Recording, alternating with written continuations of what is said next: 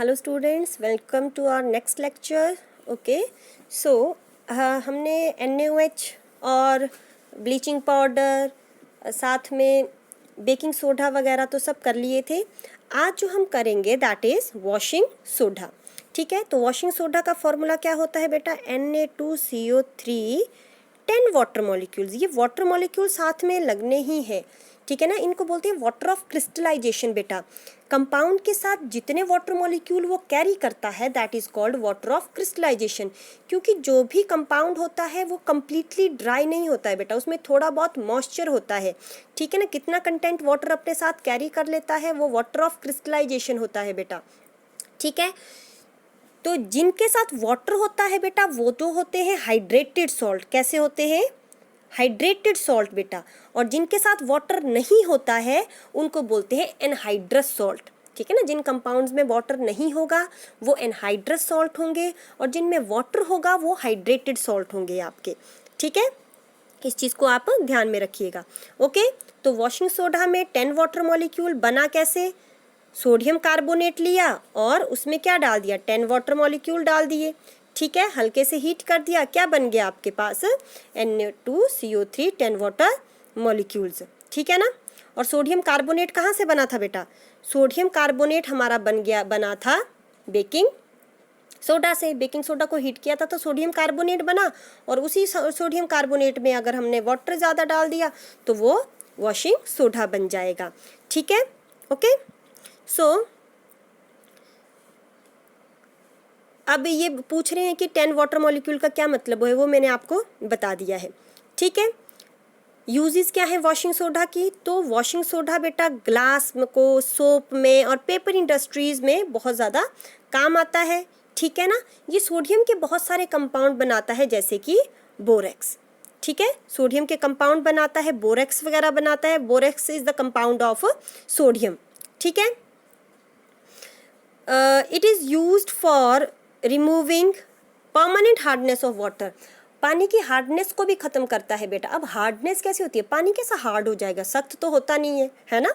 तो hard water क्या होता है बेटा? जैसे पानी तुमने देखा होगा, कुछ पानी जो है साबुन के साथ जल्दी झाग दे देते हैं, सोप के साथ जल्दी से झाग बना देते हैं। और कई बार तुमने देखा होगा कोई कोई पानी है झाग ही नहीं बनता, हम साबुन घिसते रह जाते हैं पर झाग ही नहीं बनता है, ठीक है। तो जो वाटर है बेटा, अगर वो सोप के साथ इमिडिएटली जो है फोम दे देता है, ठीक है, तो उसको क्या बोलते हैं? उसको बोलते हैं सॉफ्ट वाटर। क्या बोलते हैं? Soft water. और जो लेदर जल्दी नहीं देता, लेदर भी फोम, लेदर का मतलब फोम, जो जल्दी लेदर प्रोड्यूस नहीं करेगा उसे कैसा बोलेंगे? हार्ड वाटर बोलेंगे। हार्ड वाटर बेटा एक्चुअली में कैल्शियम और मैग्नीशियम के आयंस डिजॉल्व होते हैं।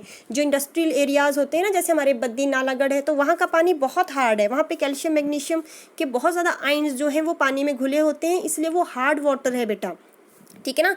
तुमने वहाँ पे देखा होगा, वहाँ पे पानी में अगर गर्म करेंगे पानी को तो नीचे से सफ़ेद सफ़ेद कलर की परत जम जाती है, ठीक है ना। वो कैल्शियम सॉल्ट्स जमते हैं उसमें, ठीक है। तो आयंस, ज़्यादा आयंस होने की वजह से पानी हार्ड हो जाता है। और हार्ड वाटर को हम बेटा कैसे रिमूव कर सकते हैं? By using washing soda, okay, ठीक है। आगे इन्होंने बोला, आगे इन्होंने वही बात बोली है हाइड्रेटेड और एनहाइड्रस सॉल्ट की, कि जो जैसे हम किसी भी सॉल्ट को ड्राई करते हैं बेटा तो उसमें से सबसे पहले मॉइस्चर रिमूव होता है। तो इट मीन्स उस सॉल्ट के अंदर मॉइस्चर था ना। जैसे जो हमारा कॉपर सल्फेट है ना बच्चे, 9th क्लास में तुमने कॉपर सल्फेट के क्रिस्टल बनाए थे, तो कॉपर सल्फेट हमेशा 5 वाटर मॉलिक्यूल्स के साथ एसोसिएटेड रहता है, जिसको वाटर ऑफ क्रिस्टलाइजेशन बोलते हैं।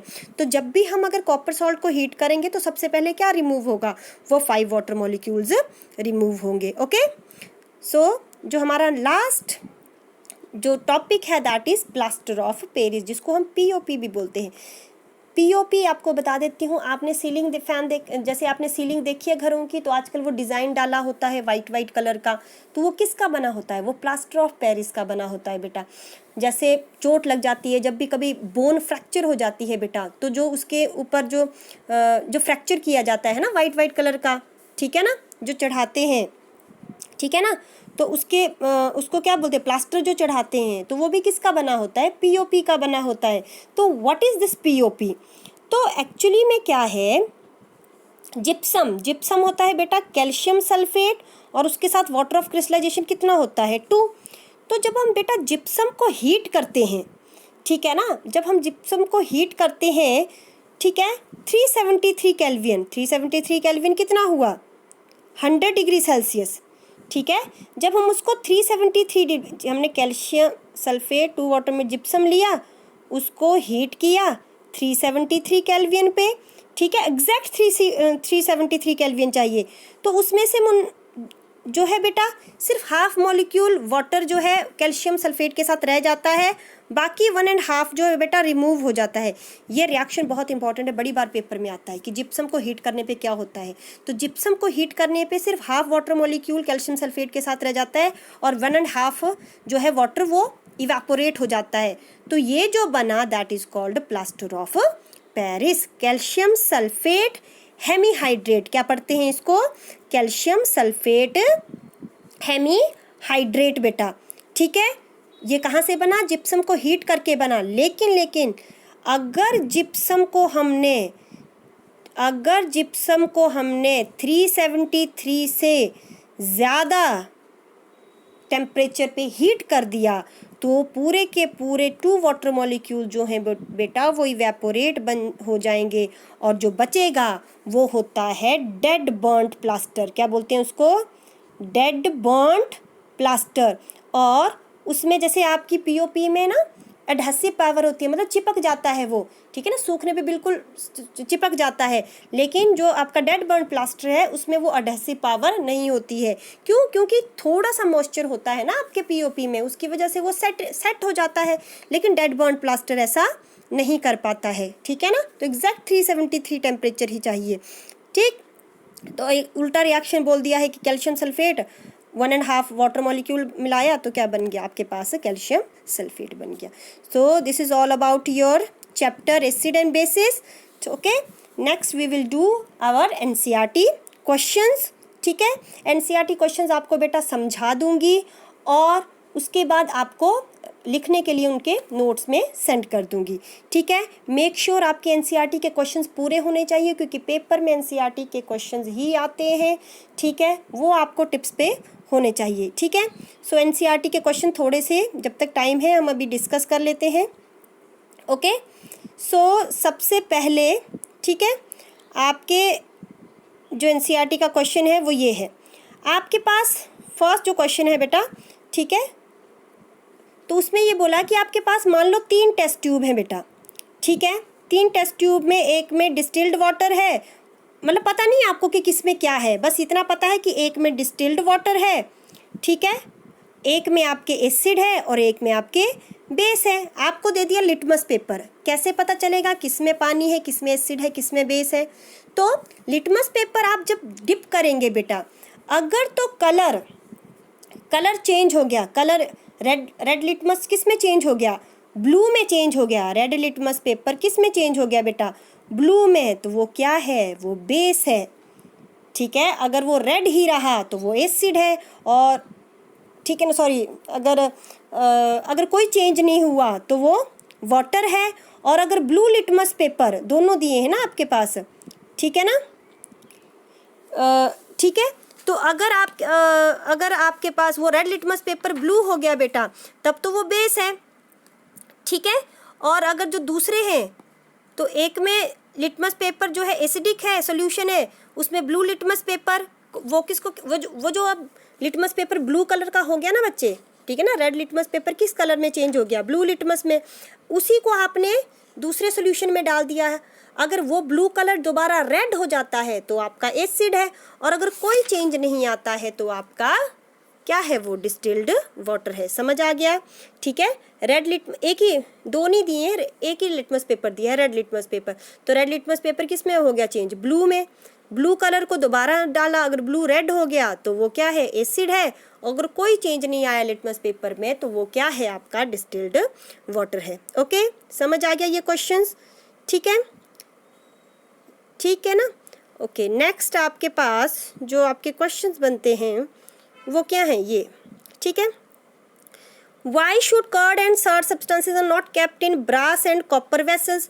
तो आपको बोला है कि ब्रास एंड कॉपर जो है बेटा, अगर उनको किसी भी कर्ड और सर्ड सब्सटेंसेज में क्या होगा, कर्ड क्या होता है, कर्ड में लैक्टिक एसिड होता है ना, ठीक है, तो मेटल जो है एसिड के साथ रिएक्ट कर जाता है बेटा, तो कॉपर इज अ मेटल, ठीक है, कॉपर ब्रास वगैरह जो है वो उस कर्ड के एसिड के साथ रिएक्ट कर जाएंगे बेटा, और टॉक्सिक सब्सटेंस प्रोड्यूस होगा जो कि आपके खाने को खराब कर देगा। इसीलिए कॉपर और ब्रास में कर्ड को नहीं रखा जाता है। ओके, ठीक है,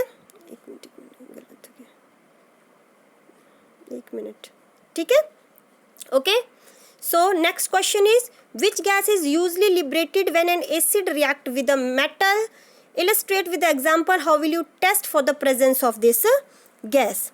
ठीक है, बोला कि कौन सी गैस लिबरेट होएगी जब एसिड रिएक्ट करता है मेटल के साथ। तो मेटल के साथ एसिड रिएक्ट करता है तो कौन सी गैस लिबरेट करती है बेटा, क्या बताया था मैंने, हाइड्रोजन गैस। और उसका कैसा, उसका टेस्ट कौन सा था, पॉपिंग साउंड है, कैंडल को उसके पास या मैस्टिक बर्न करके, ठीक है ना, जलती हुई माचिस या कैंडल को लेके जाएंगे उसके पास तो पॉपअप साउंड आएगी बेटा, जिससे हमें पता लग जाएगा कि कौन सी गैस रिलीज हुई है, हाइड्रोजन।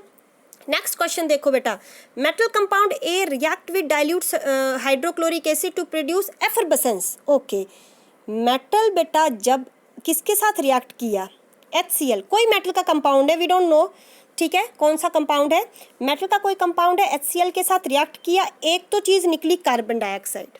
कैसे पता चला, क्योंकि इन्होंने बोला एफरबसेंस, एफरबसेंस होती है बुलबुले, ठीक है ना, बुलबुले, बुलबुले किस चीज़ के निकलते हैं, कार्बन डाइऑक्साइड। आपने सोडा बॉटल खोल के देखी है ना कैसे बुलबुले निकलते हैं, क्योंकि उसके अंदर क्या होती है, कार्बन डाइऑक्साइड होती है बेटा। तो एक तो निकली कार्बन डाइऑक्साइड, हमें पता लग गया क्योंकि उन्होंने बोला एफरबसेंस हुई, और सेकंड उसने क्या कर दिया, उसने कैंडल को भी क्या कर दिया, बुझा दिया। तो ऑब्वियस है कार्बन डाइऑक्साइड ही निकली होगी, तभी तो उसने कैंडल को बुझा दिया, ठीक है। तो वो कौन सा कंपाउंड हो सकता है, और साथ में क्या निकलेगा, कैल्शियम क्लोराइड। तो बेटा देखो, क्लोरीन तो आ गया Cl से, ठीक है, ठीक है, और कैल्शियम है, कार्बन डाइऑक्साइड है, तो मेटल क्या हो सकता है, कैल्शियम कार्बोनेट, ठीक है। मैंने बोला था कि कार्बोनेट जब भी हीट होएगा तो कार्बन डाइऑक्साइड निकलेगी, तो मेटल कौन सा होगा आपका, कैल्शियम कार्बोनेट। तो रिएक्शन क्या होगा कि calcium carbonate react with HCl and there is a formation of calcium chloride plus carbon dioxide, लेकिन हाइड्रोजन रह गया तो हाइड्रोजन से क्या बनेगा, वाटर बनेगा, और आप इस रिएक्शन को कर देंगे बैलेंस, ठीक है, ओके, लग गया पता, ठीक है जी। नेक्स्ट आपके पास, आई थिंक आज ही ख़त्म कर देंगे हम, है ना, नहीं नहीं आज नहीं होगा, चलो कोई नहीं। अब जो नेक्स्ट क्वेश्चन